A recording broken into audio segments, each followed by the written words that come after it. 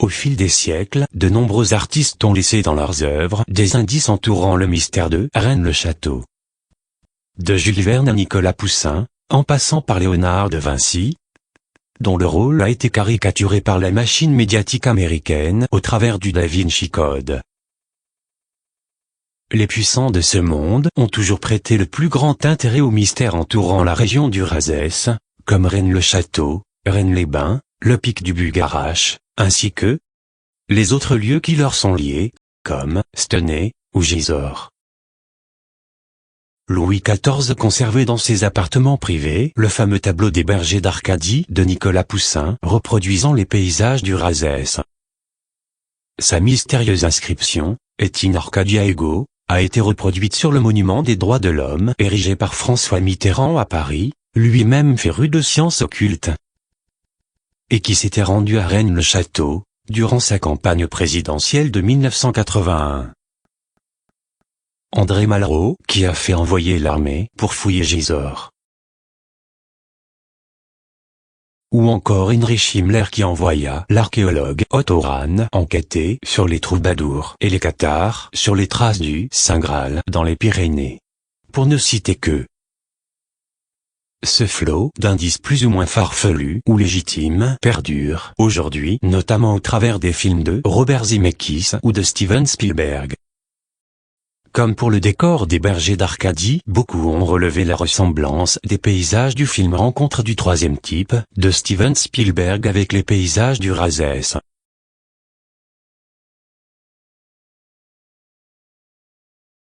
Ou encore les aventures de Indiana Jones qui ressemblent à un copier-coller de la vie de Otto Rahn.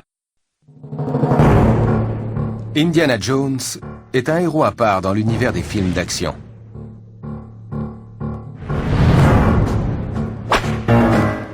Cet aventurier qui traque des reliques sacrées et repousse ses ennemis à coups de fouet est devenu une légende.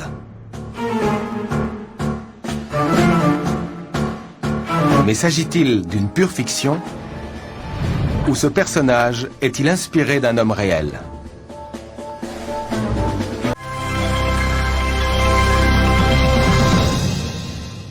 Le producteur, George Lucas, propose un projet à son ami d'enfance, le réalisateur Steven Spielberg. Dans les Indiana Jones, le MacGuffin est toujours un trésor au pouvoir surnaturel. Et justement, un personnage réel s'est lancé sur la piste du plus célèbre trésor du monde, le Saint Graal.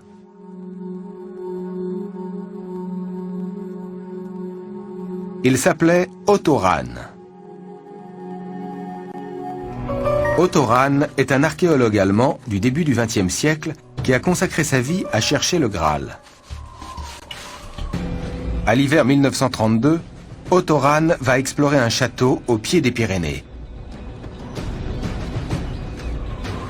Après de longues recherches historiques, il est persuadé d'y trouver le Graal. Il se lance dans une aventure qu'Indiana Jones n'aurait pas reniée.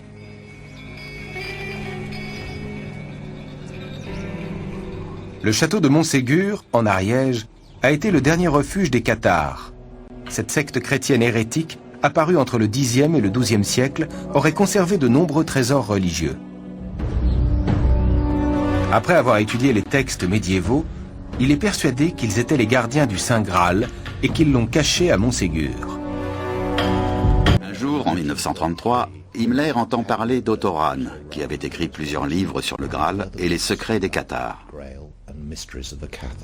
Pour lui, c'est une excellente nouvelle. Himmler contacte Otto Rahn pour lui proposer un poste dans les SS.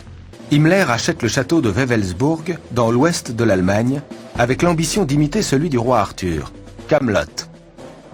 Dans Indiana Jones et la dernière croisade, le héros se retrouve prisonnier d'un château étrangement similaire. Mais quel est donc le rapport avec le 11 septembre? La réponse se trouve dans un fil d'indices placé dans les films de Robert Zemeckis. Dans son film The Walk, entièrement dédié aux tours jumelles, Zemeckis invite son audience à chercher ces indices et à suivre le fil rouge. Oh, voilà. My dream. and I saw the towers of Notre Dame, and I said, this is where I must put my wire. C'est complètement ridicule. English. When the sun comes up, I walk.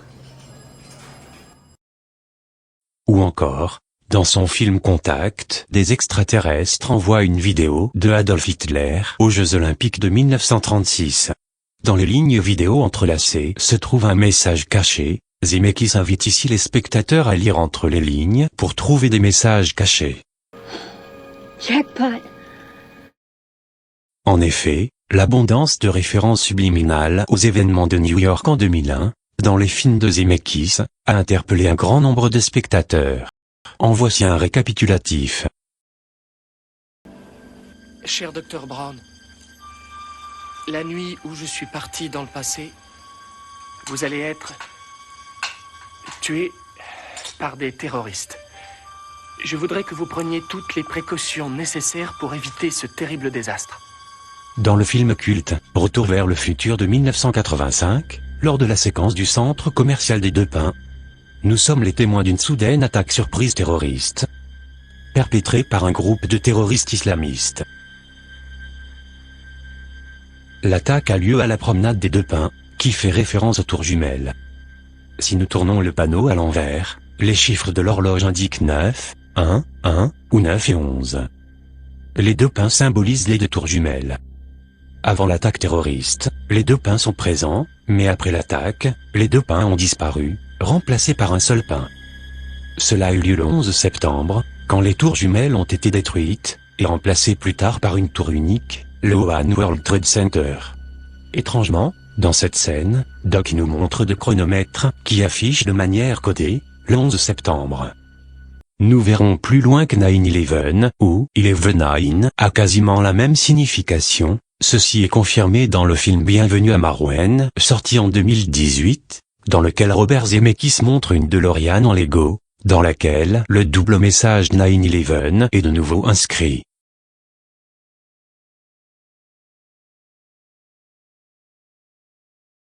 Lorsque Marty arrive en 1955, il se retrouve dans la grange du fermier Peabody. Lorsque celui-ci voit la DeLorean, il l'associe à un avion. Oh, what is it? Oh, what is it, Paul? Looks like an airplane without wings.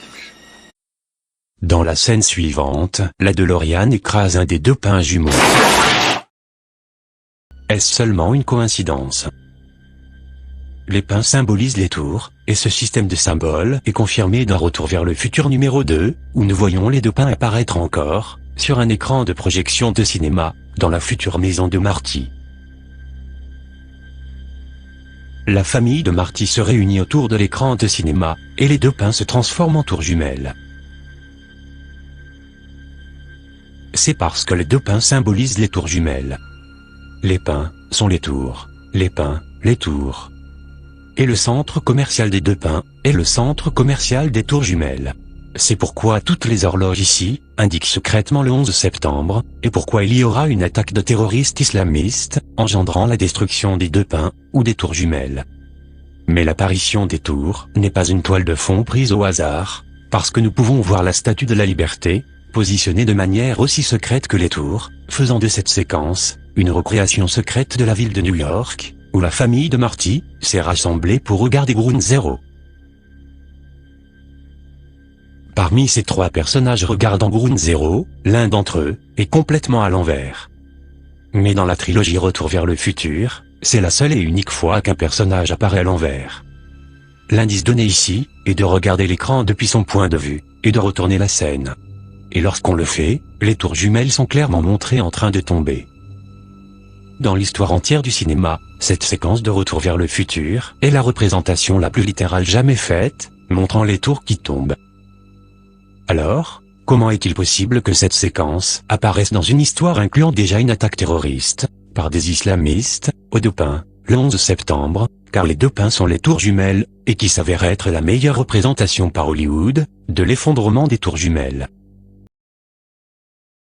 Dans Retour vers le futur 1, on voit de nouveau le nombre 11/9, avec le message Gas War signifiant guerre du pétrole.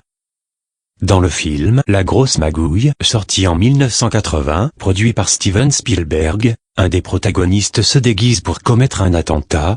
That's too fucking high! Et fait par la suite porter le chapeau aux musulmans. You want to give me that again?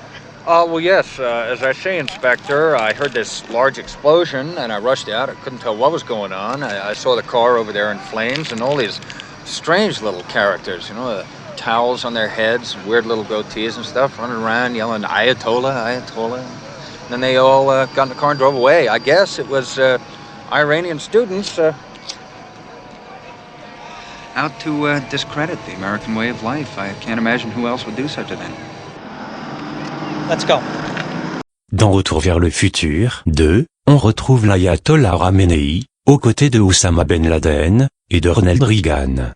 Tout comme François Mitterrand, cet ancien acteur hollywoodien est un féru d'occultisme, et n'hésite pas à faire référence au film de Robert Zemeckis à l'ONU. As they said in the film Back to the Future, where we're going, we don't need roads. Ainsi que le sujet de prédilection de Steven Spielberg, les extraterrestres. If we were facing an alien threat from outside this world, and yet I ask you, is not an alien force already among us? Mais Retour vers le futur n'indique pas juste cette attaque, l'histoire décrit aussi une tentative d'avertissement. Je n'ai qu'à rentrer un peu en avance et je pourrais l'avertir. Doc, il faut que je vous parle du futur! Doc, en parlant de l'avenir, vous allez être tué par des terroristes. Mais Marty possède des informations plus essentielles au sujet du futur. Il connaît la date et l'heure exacte du moment où seront frappées les tours. Sauvez l'horloge de l'hôtel de ville. Sauvez l'horloge de l'hôtel de ville. N'oubliez pas votre tract. Très bien. Sauvez l'horloge de l'hôtel de ville. Dans une histoire que nous suspectons déjà d'être un avertissement du 11 septembre, comment est-il possible que cette phrase apparaisse sur un prospectus révélant l'avenir? Puis, après que la tour soit frappée, le chiffre 9 et un 11 enflammé sont visibles dans la rue. Marty sait exactement quand et où cette frappe de la tour aura lieu, car tout est écrit sur le prospectus qu'il tient à la main. Mais quelque chose se cache dans l'arrière-plan, supervisant cette transaction. Mais pourquoi ce symbole apparaît-il pendant que Marty est averti au sujet de la frappe de la tour? Retour vers le futur a été écrit et réalisé par Robert Zemeckis. D'abord sorti en 1985, mais pour décrire le futur, Zemeckis choisit octobre 2015. Donc vous allez nous dire ce qui se passe, hein? On est où là? Et on est quand? Nous sommes au mois d'octobre, le mercredi 21 de l'an 2015. On est en 2015? La scène des tours jumelles a lieu en octobre 2015, et les tours apparaissent sur un écran de cinéma, ce qui signifie que la famille McFly regarde un film sur les tours jumelles, secrètement suggéré, qui est distribué en octobre 2015, et réalisé par Robert Zemeckis. Alors comment se fait-il que dans le réel octobre 2015, une production majeure d'Hollywood est sortie dans les cinémas du monde entier, et porte exclusivement sur les tours jumelles? Film qui est réalisé par Robert Zemeckis. Le titre de ce film sur les tours jumelles est The Walk. Et ce nouveau film sur les tours jumelles a exactement le même statut de sortie que le film secret décrit dans Retour vers le futur, avec le symbolisme des pins, qui décrit l'effondrement des tours jumelles. Alors pourquoi Zemeckis a attiré notre attention sur cela, avec une super production hollywoodienne? Retour vers le futur est sorti en 1985, et The Walk en 2015, exposant cet avertissement après 30 ans. Marty a écrit cet avertissement dans une lettre, qu'il scella, pour que sa révélation reste cachée pour une durée de temps spécifique. Qu'est-ce que ça veut dire? Vous le saurez dans 30 ans! Qu'est-ce que ça veut dire? Vous le saurez dans 30 ans! The Walk est la révélation de l'avertissement du 11 septembre, donnant la lettre à Doc, pendant que celui-ci est en train de fixer un câble géant, entre deux colonnes, représentant les tours jumelles. Bonsoir, Dr. Brown. Qu'est-ce que c'est que ce câble? The Walk parle d'une intrigue visant à installer un câble géant entre les deux tours jumelles. Ainsi, Marty écrit l'avertissement, pendant que Doc est en train d'attacher le câble à la tour. Marty dit à Doc qu'il comprendra l'avertissement dans 30 ans. Vous le saurez dans 30 ans. 30 ans plus tard, le réalisateur fait un film au sujet d'un câble, attaché entre les tours jumelles, parce que l'avertissement qui est dans la lettre de Marty concerne une attaque terroriste aux tours jumelles. Qu'est-ce que c'est que ce câble? Qu'est-ce que c'est que ce câble? Qu'est-ce que c'est que ce câble? Qu'est-ce que c'est que ce câble? Après avoir fixé ce câble, la frappe de la tour a lieu, et le Marty McFly venant du futur, entre en courant dans la scène. Il vient juste ici de voyager dans le temps, venant d'octobre 2015, la date de sortie de The Walk. Mais dans The Walk, se tenant au sommet des tours jumelles, c'est Marty McFly. Ce Marty est arrivé ici, depuis la date exacte où ce Marty se tient. L'intrigue de The Walk est l'événement de l'installation d'un câble à la tour, qui a lieu lors de cette scène. L'un des Marty se tient au sommet des tours jumelles, tandis que l'autre Marty se tient dans un 9 et 11 géant flamboyant, juste après la frappe d'une tour, pendant que simultanément, en ville, un autre Marty est le témoin d'une attaque terroriste ayant lieu à la promenade des Deux Pins, qui sont véritablement les tours jumelles, un fait que nous avons appris du film secrètement suggéré, et sorti en octobre 2015. Ce film est en fait The Walk. Ce qui explique pourquoi Marty McFly se tient au sommet des tours jumelles. Qu'est-ce que ça veut dire? Qu'est-ce que c'est que ce câble? Qu'est-ce que c'est que ce câble? Qu'est-ce que c'est que ce câble? Qu'est-ce que c'est que ce câble? Qu'est-ce que c'est que ce câble? Qu'est-ce que c'est que ce câble? Vous le saurez dans 30 ans. Vous le saurez dans 30 ans. Vous le saurez dans 30 ans. Tac, tac, tac, tac, tac. Du calme, Doc, c'est moi, c'est Marty. Non, c'est impossible. Je viens de te renvoyer dans le futur. Oui, je sais, vous m'avez aidé à retourner dans le futur, mais me revoilà. Je suis de retour du futur. Nom de Zeus. Robert Zemeckis ne fait pas qu'alerter sur un événement à venir, il en donne aussi la signification. Le 11 septembre fait référence à la mythologie, au combat que se mènent les dieux pour régner sur le cosmos. Ouranos, le dieu du ciel et de la voûte céleste, fut détrôné par son fils Cronos, qui fut à son tour détrôné par son fils Zeus. Ils sont respectivement associés aux planètes, Uranus, Saturne et Jupiter, qui sont le nom de ces mêmes divinités pour les Romains. Comme beaucoup, Robert Zemeckis associe Cronos au dieu du temps. Quant à Zeus, c'est le dieu de la météo qui détrôna Cronos grâce à la foudre. Christopher Lloyd, l'acteur qui joue le rôle de Doc, combat le temps avec sa machine à remonter dans le temps. Il incarne Zeus, combattant Cronos. C'est pourquoi Christopher Lloyd se bat contre l'horloge de l'hôtel de ville. Et c'est la foudre qui arrête l'horloge. Dans la plupart de ses films, Christopher Lloyd est associé aux arcs électriques en général et à la foudre en particulier.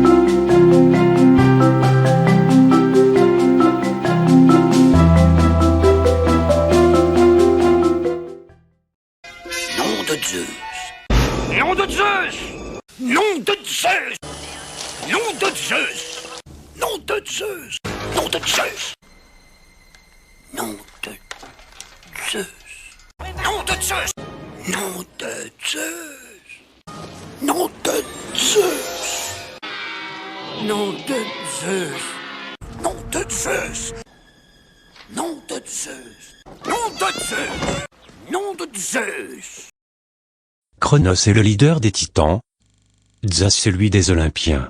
La victoire des Olympiens sur les Titans est célébrée par une course sportive durant laquelle on brandit la torche olympique.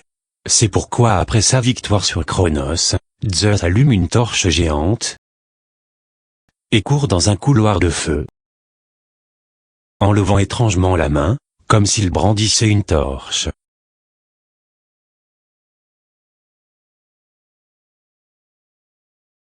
Robert Zemeckis reprendra à nouveau cette référence aux Olympiens dans son film Contact, de 1997, lorsqu'Adolf Hitler apparaît aux Jeux Olympiques de 1936. Mais Zeus n'était pas le seul Olympien à combattre Cronos, il fut aidé par Poséidon et Hadès, respectivement associés à Neptune et Pluton. Si cette mise en scène est bien le combat des Olympiens contre Cronos, Neptune, Poséidon, et Pluton, Hadès, devraient se trouver présents. Marty incarne en effet Pluton. Lorsqu'il se trouve dans la grange, le fils de Peabody montre une série de science-fiction où l'on voit Marty à côté de la DeLorean, intitulée Zombies de l'espace venant de Pluton.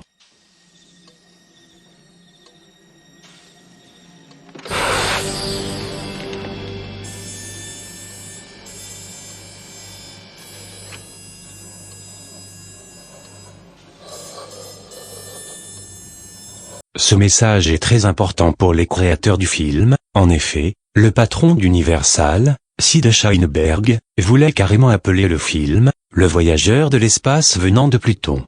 Marty devait même dire « Je suis un voyageur de l'espace venant de Pluton ». La première apparition de Marty évoque directement son lien avec Pluton, avant même que l'on voit son visage. Le skateboard qui identifie le personnage de Marty heurte une caisse de plutonium, élément radioactif nommé ainsi en référence à Pluton. On retrouve finalement ces atomes sur la veste de Marty, dans Retour vers le futur 3. Chaque divinité est identifiée par une arme, Cronos a la faux, Zeus un éclair, Poséidon le trident, et Pluton le casque noir des ténèbres qui lui donne le pouvoir d'invisibilité. Dans Retour vers le futur 2, Marty prend le déguisement de l'homme invisible, avec son chapeau noir, une allusion à son identification envers Pluton. Nous avons donc les deux Olympiens, Zeus et Hadès, se battant contre l'horloge de Cronos. Pouvons-nous trouver le troisième Olympien, Poséidon? Cette scène se passe juste avant la bataille de l'horloge. Hadès joue son rôle d'homme invisible, et le voilà. Le trio est en place pour rejouer la prise de pouvoir des Olympiens contre Cronos, pour le passage de l'ère de Saturne à celle de Jupiter. C'est la fin du règne de Saturne, c'est pourquoi la scène se passe samedi soir, samedi étant le jour de Saturne. Next Saturday night, we're sending you back to the future. Okay, all right. Saturday's good. Saturday's good. Il n'y a cependant pas que les Olympiens qui ont participé à la chute de Cronos. En effet, le titan Prométhée a joué un rôle important dans cette bataille. Prométhée est la copie conforme d'Uranos, le premier maître du cosmos, qui fut détrôné par Cronos. Comme Uranos, Prométhée est visionnaire, technologique, spirituel, révolté, futuriste, aérien, et inventif. Ce sont ces visions sur le futur qui lui ont permis de prévoir la victoire de Zeus. Ces visions ont entraîné le basculement du rapport de force en faveur de Zeus. La succession pour le règne sur le cosmos n'est pas linéaire, mais cyclique. Comme l'explique le chercheur Luc Biget, après Zeus, c'est la force d'Uranos qui revient au travers de Prométhée. Car si Prométhée a aidé Zeus contre Cronos au début, il sera par la suite le premier à défier le nouveau maître du cosmos, Zeus. Chaque signe du zodiaque est associé à une planète. Pluton pour le Scorpion, Jupiter pour le Sagittaire, Saturne pour le Capricorne, Uranus pour le Verseau, et Poséidon pour les Poissons. Chaque signe est aussi associé à une iconographie, un symbole, et un numéro. L'iconographie du Sagittaire est un centaure, le symbole une flèche, et le numéro 9. C'est pour ceci que le 9 est en forme de flèche, il fait référence au Sagittaire, à Jupiter, à Zeus. C'est pour cela aussi que, dans Retour vers le futur 3, Doc porte sur sa chemise des centaures, et que l'on voit derrière lui des flèches géantes. La planète du Capricorne est Saturne, en grec Chronos, son numéro est le 10. La planète du Verseau est Uranus, en grec Ouranos, aussi incarné par Prométhée, son numéro est le 11. Si on situe le combat, au niveau des prétendants à la domination du cosmos, on comprend que 9/11 symbolise l'alliance de Zeus et Prométhée contre Chronos. C'est pourquoi 9/11 ou 11/9 ont une signification très proche. Le symbole du Verseau sont des vaguelettes. C'est pourquoi Doc, qui incarne Zeus et combat le temps, c'est-à-dire Chronos, porte une chemise avec des vaguelettes. Doc incarne là l'alliance 9/11. Dans le film The Walk, Zemeckis explique à nouveau la symbolique du 11 septembre. Lorsque le funambule Philippe Petit s'entraîne à marcher sur le fil, en France, il explique à Jean-François l'importance du chiffre 11, qui est lui-même symbolisé dans la hauteur des tours. Now what is 11 times 10? 110. Exact, 110 étages. Ça c'est la hauteur des tours. En effet, en numérologie, les zéros ne comptent pas. Philippe Petit démontre que les tours représentent le chiffre 11. Jean-Louis enchaîne immédiatement avec un arc et une flèche. Symbole du Sagittaire, représentant le chiffre 9. Hey guys, I believe I've kept my part of the bargain. What is this, a bow and arrow? Nous avons de nouveau, ici, un condensé de la symbolique du 9/11. Jean-Louis suggère d'utiliser une flèche pour tendre le fil entre les deux tours. Le rôle du Sagittaire est d'aider à franchir l'abîme qui sépare les deux tours. Okay, this is not as sensational as a radio-controlled airplane, but it's a lot quieter.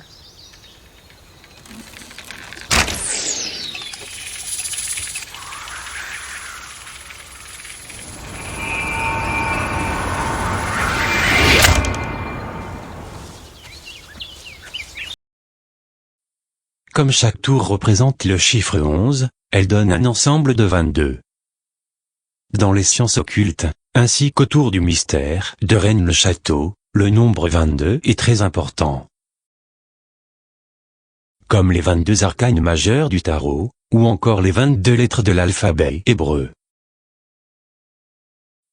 L'arbre de vie de la Kabbale est composé de 10 sphères, que l'on appelle séphira. Une trinité en haut, qui forme le monde ontologique, et 7 en bas qui forment les 7 cieux du monde existentiel. Ces deux mondes sont séparés par un abîme nommé Da'at, qui signifie connaissance en hébreu. Les deux tours représentent aussi ensemble le chiffre 11, un pour la tour nord, et un pour la tour sud. L'arbre de vie est composé de 2 piliers, le pilier de la sévérité, qui représente la divinité yin, et le pilier de la miséricorde, qui représente la divinité yang. Ces 2 piliers sont aussi les piliers du temple de Salomon, ou encore Jachin et Boaz en franc-maçonnerie. Cette représentation signifie l'équilibre harmonieux, entre le yin, et le yang. Le préfixe « el » signifie divinité,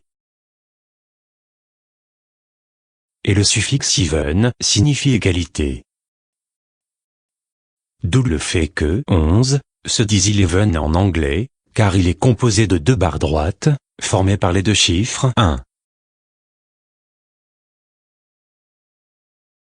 La pseudo-séphira, ou séphira surnuméraire, numéro 11, Da'at, se trouve à l'intersection de 2 abîmes. L'horizontale, qui se trouve entre le monde ontologique et le monde manifesté, et le vertical, qui se trouve entre les 2 piliers. Da'at est le point de rencontre entre le yin et le yang, entre le féminin et le masculin. Il est le fruit auquel les 2 piliers donnent ensemble naissance. Le préfixe ko signifie ensemble, c'est pourquoi Da'at signifie connaissance.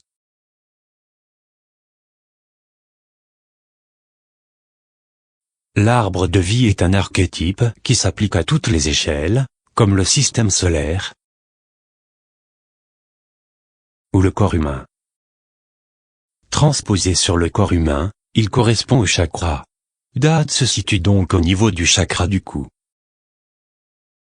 C'est la pomme de la connaissance, que l'on appelle la pomme d'Adam. C'est pourquoi Philippe Petit utilise souvent le mot cou, un mot français, très utilisé en anglais, qui est phonétiquement identique au cou anatomique. Les parallèles entre l'anglais et le français sont d'une importance primordiale. Cela a été clairement explicité dans le livre « La vraie langue celtique et le cromlech de Rennes-les-Bains », écrit par l'abbé Boudet. Your so-called coup is a ridiculous joke. Tomorrow, the coup is on for tomorrow. Down, if he stays with us, the coup is finished. Worried, the coup is over already. Si tu m'aides pas, le coup est foutu. Answered my shooting signal. At that moment, I knew the coup would... It will be the artistic coup of the century. On remarque en effet que le mot « coup » est employé 22 fois durant le film. Au moment où Philippe Petit prend le risque de se casser le cou en franchissant l'abîme, il met son cou à découvert en perdant son col roulé. The artist. Oh my God, he's falling! I lost my costume! This is a tragedy, the biggest stage of my life, and I lose my costume. It falls off the edge. I have no costume. What? J'ai perdu mon col roulé, ça c'est pas mon costume. En alchimie, les deux piliers sont l'œuvre noire et l'œuvre blanc, le fruit de l'équilibre harmonieux entre ces deux œuvres, et l'œuvre rouge, aussi appelée Mercure. C'est la raison pour laquelle le monument offert par Vladimir Poutine aux États-Unis, en hommage aux victimes du 11 septembre, est constitué de deux piliers, avec au milieu une goutte de mercure. Le signe du zodiaque gouverné par Mercure sont les Gémeaux, constitués de ces mêmes deux piliers. Mercure est représenté avec des ailes aux pieds, et sur son casque. Son instrument est le caducée, qui, comme Mercure, se trouve au pilier du milieu, entre les deux autres piliers.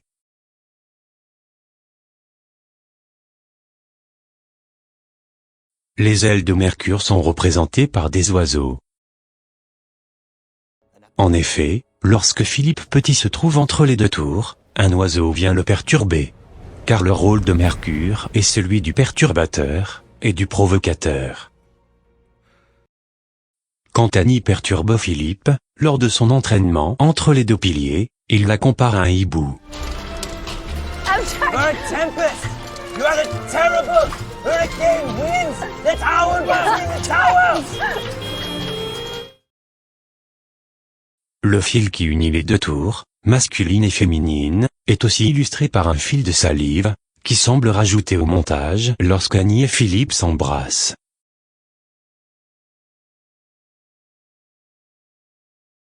Quel est donc le lien avec Rennes-le-Château? Suivons le fil rouge, lisons entre les lignes, relevons les indices laissés par Robert Zemeckis à ce sujet. Ou plus généralement, au sujet de la région du Razès, et du sud-ouest de la France. Le document « Le Serpent Rouge » déposé à la Bibliothèque nationale par le controversé Pierre Plantard, qu'il soit authentique ou trafiqué, est une pièce incontournable du mystère de Rennes-le-Château. Il évoque l'implication de Jules Verne dans l'affaire, du fait que la somme des lettres de son nom fasse 131. Or, on apprend dans Retour vers le futur 3 que Doc et Clara sont fans de Jules Verne. You've read Jules Verne. I adore Jules Verne. So do I. Dans la dernière scène d'action, il se retrouve sur un train immatriculé 131.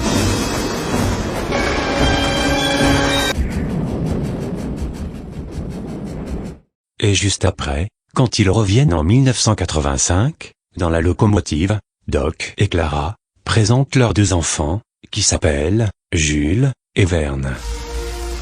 Meet the family. Harry, you know. Hi, Marty. Man! These are our boys. Jules. And Verne.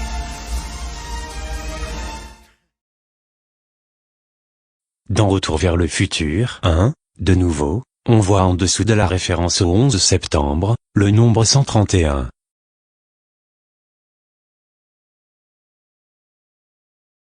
Dans le film Bienvenue à Marouane, le personnage principal se voit offrir des espadrilles de taille 11.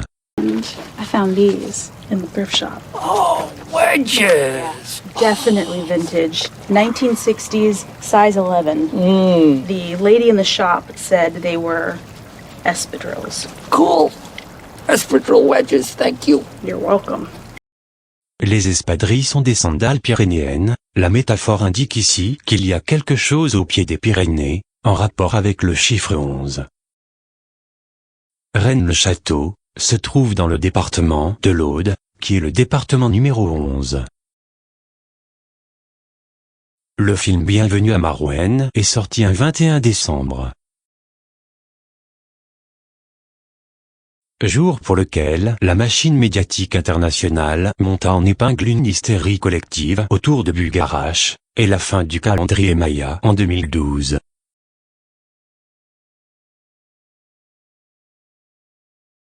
Dans le film Rencontre du troisième type, de Steven Spielberg, sorti en 1977, et dont la fameuse montagne rappelle le pic du Bucarache, le lien avec la France est clairement établi.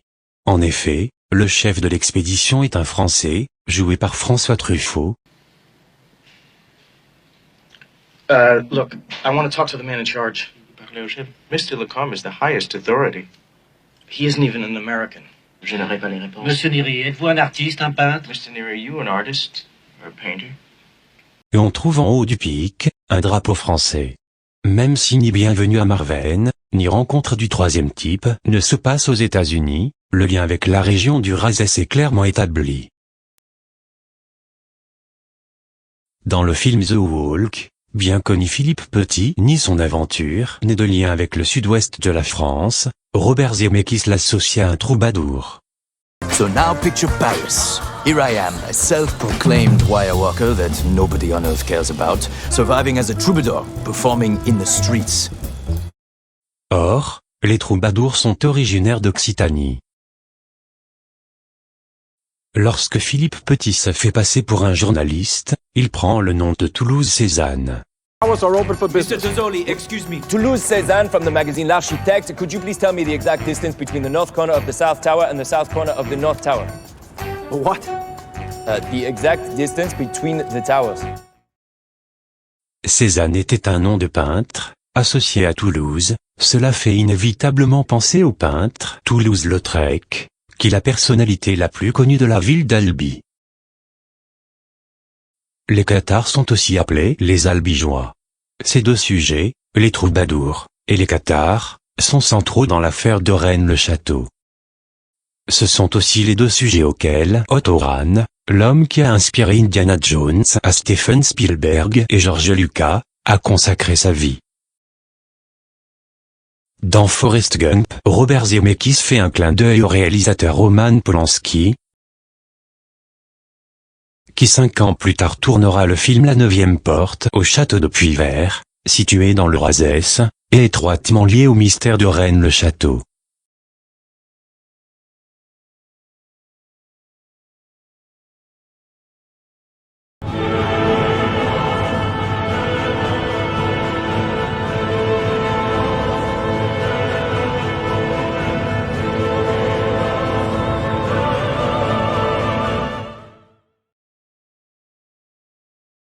Tous les ans, depuis 600 ans, se déroule à Perpignan la procession de la Sanche, qui recoupe en beaucoup de points l'intrigue de Rennes-le-Château.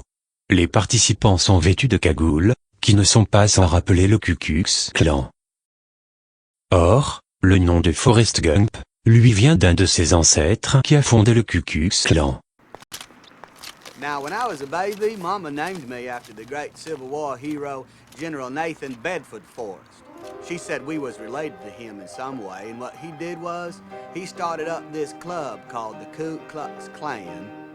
They'd all dress up in their robes and their bed sheets, and act like a bunch of ghosts or spooks or something. They'd even put bed sheets on their horses and ride around. And anyway, that's how I got my name, Forrest Gump. Dans le film La Grosse Magouille, on remarque de curieuses habitations, rappelant les fameuses cagoules.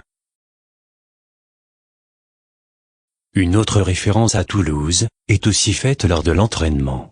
Malgré le fait que la scène ne se situe pas dans le sud-ouest, la de chevaux est immatriculée Haute-Garonne, dont Toulouse est la préfecture. Pour chaque référence à Toulouse, Philippe Petit se trouve entre les deux piliers. À chaque fois il dit explicitement « entre les tours », alors qu'il se trouve lui-même entre les deux tours. You had a terrible hurricane winds! The tower burst in the tower! Toulouse Cézanne between the towers. Toulouse Cézanne between the towers. C'est entre ces deux tours que naît l'alchimie. Robert Zemeckis nous oriente ici sur la piste de l'alchimie et Toulouse. L'alchimie est l'ancêtre de la chimie.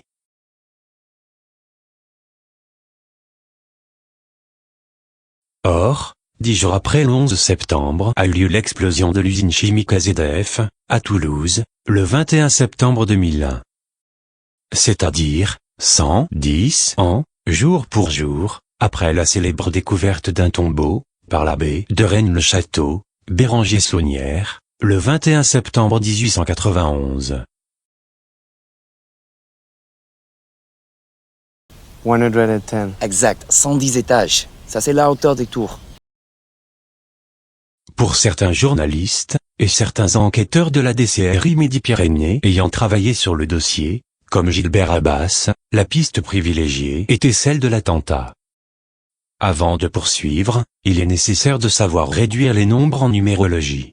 Le principe consiste à additionner tous les chiffres d'un nombre, par exemple, 12 345, donne 1, plus 2, plus 3, plus 4, plus 5, dont le résultat est 15.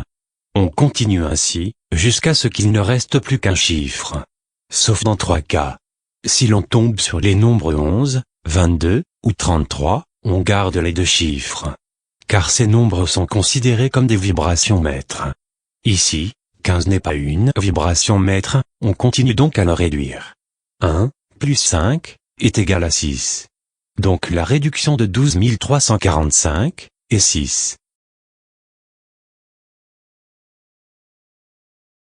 En mentionnant systématiquement Toulouse entre les deux tours, Robert Zemeckis nous suggère de placer AZF entre les deux tours.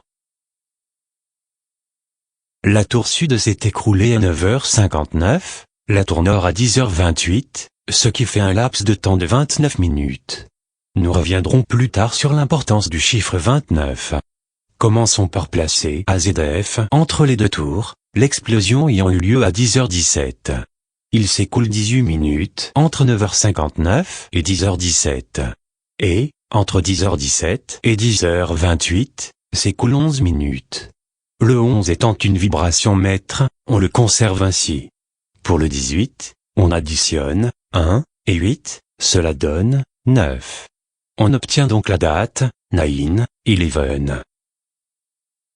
En suivant la méthode, qui consiste à enlever les zéros, comme pour les 110 étages qui font référence au nombre 11. Les nombres 10, 17, nous donnent aussi une indication importante. Le 10 devient 1, ce qui nous donne la date 1, 17. Or, le 17 janvier est la date centrale de l'affaire de Rennes-le-Château. Une foule d'indices et d'événements liés à l'affaire gravitent autour. Et, tous les ans, à cette date, un effet lumineux unique se produit, avec l'alignement du Soleil, dit « phénomène des pônes bleus ».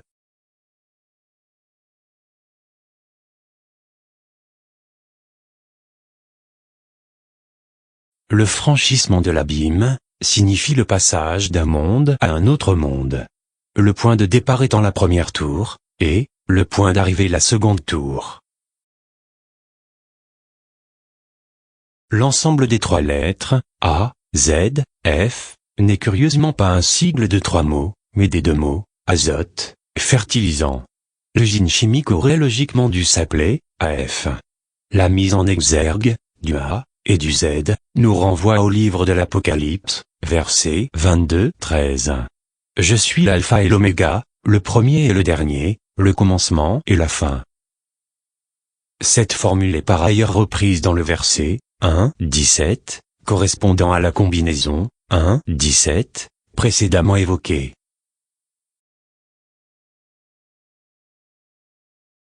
A et Z sont, comme alpha et oméga, les premières et dernières lettres de l'alphabet.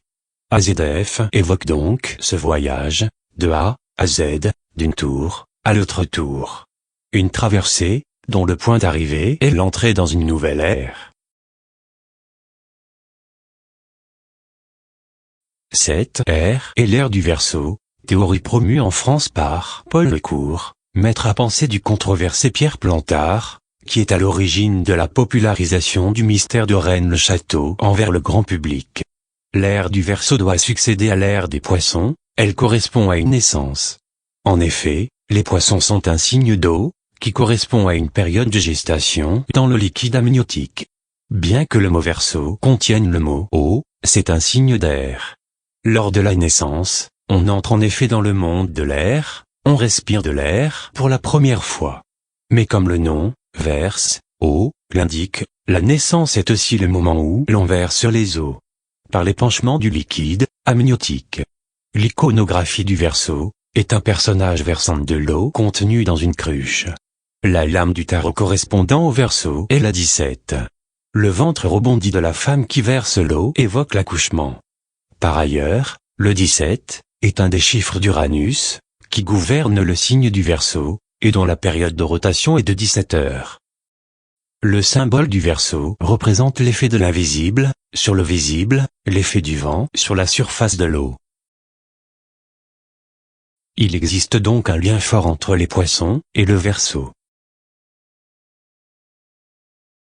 Après avoir isolé le 9 du 11, pour mettre en avant la signification de ces deux nombres, Robert Zemeckis effectue un mouvement de caméra qui illustre ce lien entre le 11 du Verseau et le symbole des Poissons. La traversée de l'abîme évoque donc une naissance. On retrouve ici la signification de la 11e séphira de l'abîme, date, signifiant naissance. Le Poisson est le symbole de la chrétienté. Le Verseau, comme tous les signes du zodiaque, occupe un espace appelé une maison. À la fin de l'ère des Poissons, à la fin des temps, Jésus doit revenir.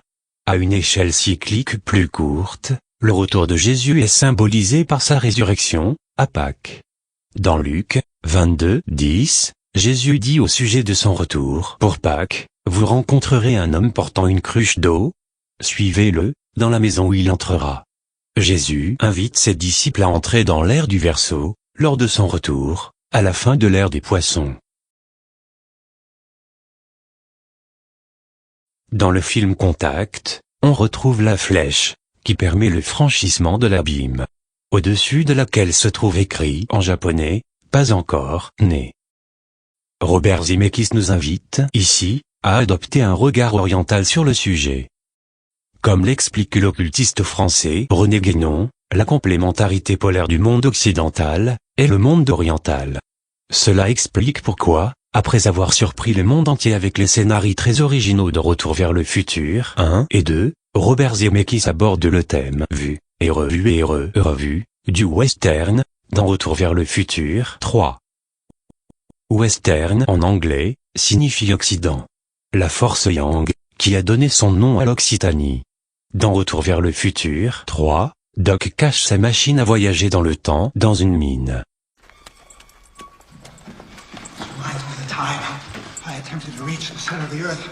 I've been reading my favorite author, Jules Verne. You know, it was the writings of Jules Verne that had a profound effect on my life. My initials! Just like in Journey to the Center of the Earth. That means the time machine must be right through this wall. Or, les mines du Razès sont un sujet important du mystère qui entoure la région de Rennes-le-Château.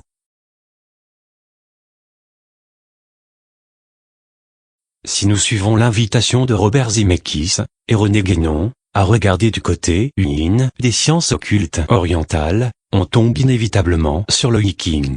Un système de connaissances semblable et complémentaire à la Kabbale et à l'alchimie occidentale. C'est un système binaire, composé de triangles, qui sont continus, et de traits yin, qui sont discontinus. On peut les assembler sous forme de trigramme, ce qui donne un système en base 8, ou en hexagramme, ce qui donne un système en base 64. Les 29 minutes, qui représentent la traversée de l'abîme par la flèche, correspondent à l'hexagramme 29 du Yiking, qui est l'abîme. En effet, 2 plus 9 est égal à 11, ce qui correspond aux 2-1 des deux tours. Si l'on fait pivoter l'hexagramme de 90 degrés, on retrouve le signe des Gémeaux qui, eux aussi, représentent les deux tours. Dans la Kabbale, le chiffre 11 correspond à l'abîme, et à la Séphira d'Ahat, qui, elle-même, est associée à Uranus, la planète qui gouverne le signe du Verseau, qui est lui-même le 11e signe du zodiaque. Les clés de compréhension permises par la complémentarité de ces trois sciences nous est suggérée dans le film La 9e porte de Roman Polanski. Look closely, Baroness. The turrets. 3 in yours. 4 in Balkans.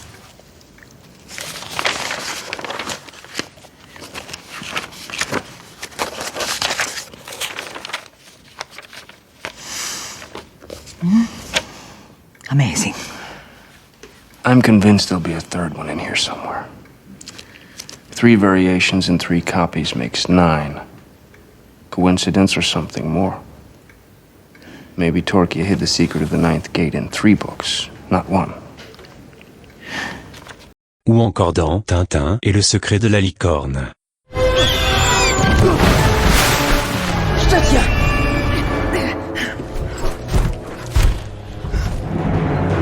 Les parchemins se superposent. Ils révèlent des nombres secrets.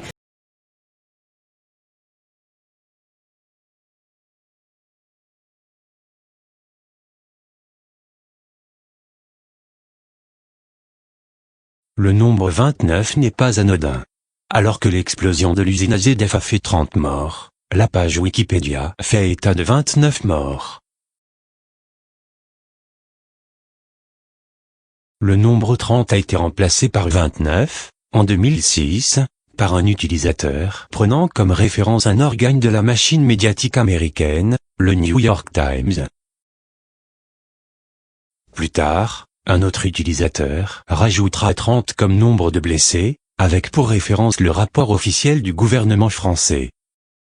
Or, si l'on ouvre le rapport, on voit que le nombre de blessés n'est pas exactement 30, mais une trentaine.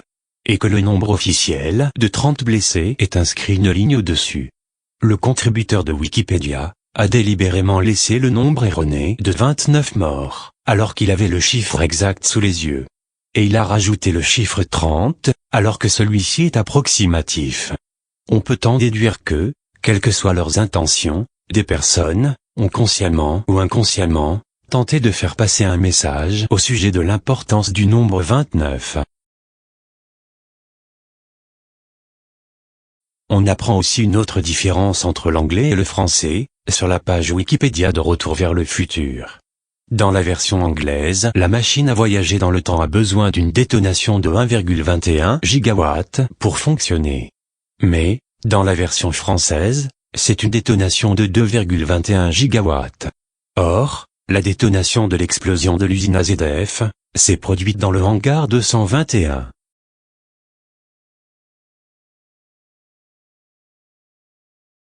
Le Yiking est appelé le livre des mutations, car, selon le Yiking, la vie est un changement perpétuel, passant sans arrêt, du yin au yang, et du yang au yin. Ces différents états sont représentés par 4 chiffres. Le 7 représente le yang jeune, le 8 le yin jeune, le 6 le yin vieux, et le 9 le yang vieux. Les 2 premiers sont des états stables et durables, ils ne changent pas. Alors que les 2 derniers, étant vieux, en fin de vie, leur état va basculer vers leur état opposé complémentaire. Le 6 du vieux yin va devenir un yang, et le 9 du vieux yang va devenir un yin. Le 7 et le 8 préfigurent la stabilité. Le 6 et le 9 préfigurent le changement. Le changement perpétuel du yin-yang illustre les phases de la Lune. On dit de quelqu'un qui change tout le temps d'état, qu'il est lunatique.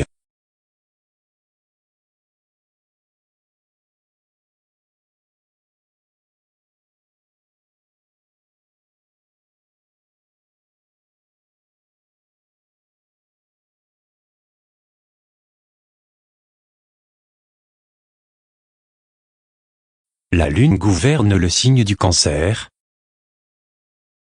qui est lui-même symbolisé par le signe 69. Azedef symbolise la réaction alchimique entre les deux piliers, Yin et Yang, là où prend naissance le changement qu'est le passage de l'ère des Poissons à l'ère du Verseau.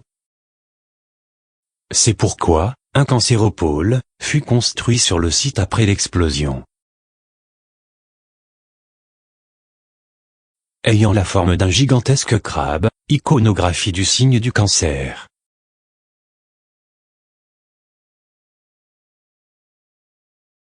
L'essence même de la ville de Toulouse tourne autour de cette mythologie.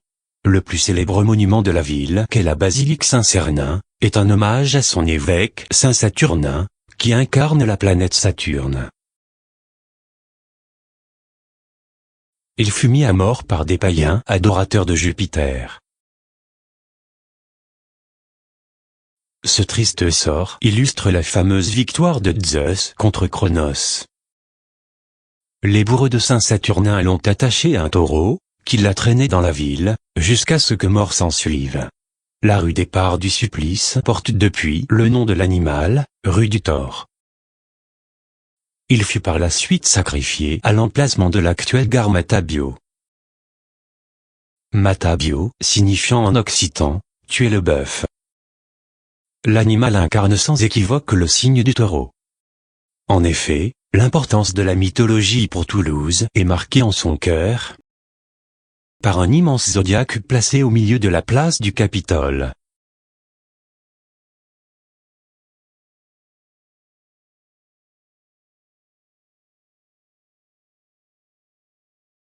Le nombre 6 dans le Viking est celui qui amène le 7. En reprenant les deux chiffres, 10 et 17, de l'heure de l'explosion d'Azedef, on arrive sur le verset 17-10 de l'Apocalypse, car le verset 10-17 n'existe pas. Ce verset dit, ce sont aussi, 7 rois, 5 sont tombés, un existe, l'autre n'est pas encore venu, et quand il sera venu, il doit rester peu de temps. L'Apocalypse annonce la fin des temps, Jésus qui est un roi doit revenir. Il est précédé d'un antéchrist, qui veut dire, avant le Christ. Le 6e roi est donc l'antéchrist, qui sera suivi du 7e, le Christ. Comme les deux piliers, les tours jumelles, le signe des Gémeaux que sont les jumeaux Castor et Pollux, le Christ et l'antéchrist fonctionnent comme un couple de jumeaux, que l'on retrouve parmi les nombreuses curiosités de l'église de Rennes-le-Château, sous la forme des Christ jumeaux. Le yin jeune est stable dans le Viking, est le chiffre 8. Il devient mutable avec le 6, qui amorce la transition vers le yang, et devient finalement un yang jeune, et stable, avec le chiffre 7. L'aventure de la traversée de Philippe Petit se déroule au mois d'août, le 8e mois, pendant la nuit, yin, du 6 août. Tomorrow, the coup is on for tomorrow. Tomorrow is the big... Jusqu'à l'arrivée de la lumière du jour, yang, du 7 août. Then at dawn, 6 a.m., I take my first step. And when the sun comes up, I walk. Wow.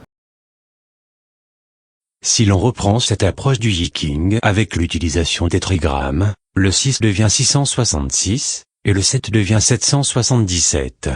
Le chiffre de l'Apocalypse est le 666, il est associé à la marque de la bête, que beaucoup ont identifié comme étant un code barre.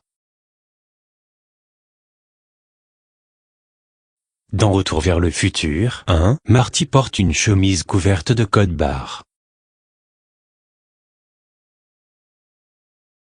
Cette thématique est renforcée par Doc à la fin du film, qui porte une chemise avec des QR codes.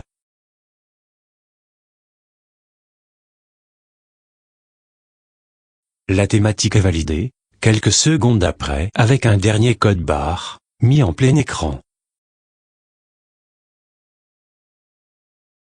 Or, le film a été tourné en 1985, et le QR code officiellement inventé en 1994.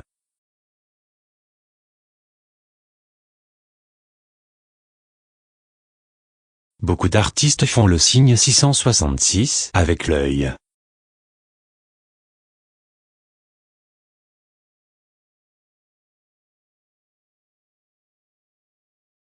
Inversement, le personnage principal de Bienvenue à Marouane a une cicatrice en forme de 7.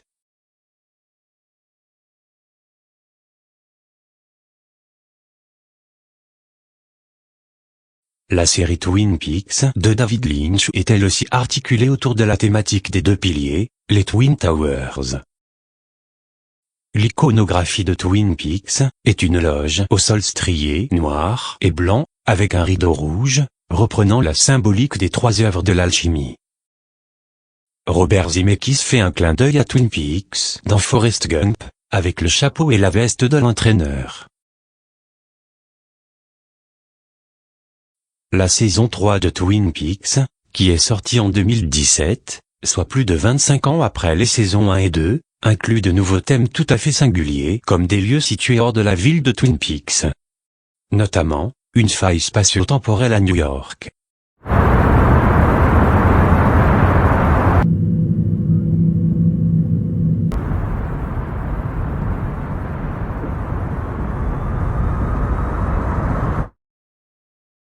Le voyage dans le temps.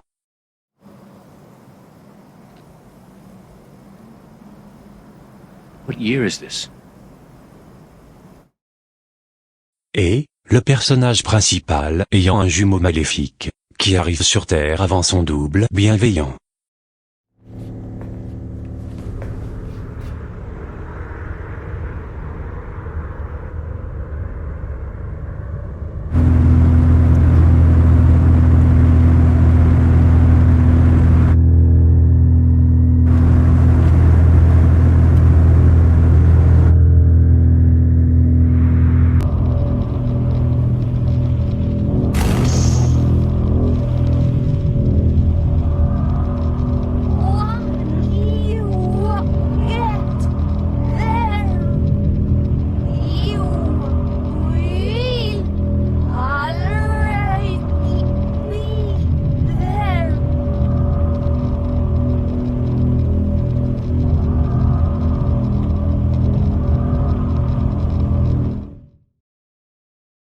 David Lynch devait se rendre à Toulouse en septembre 2001.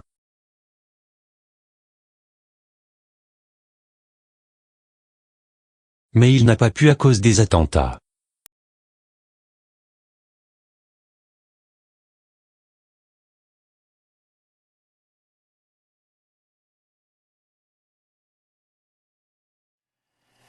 And those things for me that bother me is the hole in the Pentagon being too small for a plane. Mm-hmm. The lawn isn't mussed up, and the government's not showing the plane hitting when many cameras photographed it. At the World Trade Center, 3 buildings came down like demolition, and 2 of them were hit by a plane, but the third one, they said, do you want us to pull it? And they pulled it, and it looked just like the other 2. Uh-huh. Those things bother me. In Pennsylvania, the plane that went down, it was just a hole in the ground. There wasn't any wreckage. There wasn't any skid marks. There wasn't any tear in the earth. And no one's ever really found out about that. So every place, there's questions coming from this documentary. And you don't have to believe everything in the documentary to still have questions come up. And you look back and you remember what you saw and what you were told, and now you have questions. And the event itself, did it change your life, or did it change your view of... It's just an event that has many questions and no answers. And the suggestion that the American government is behind it? that's what does it too mean? big for people to think about. It's too big. What do you mean? It's just, you know, it's like something no one wants to think about.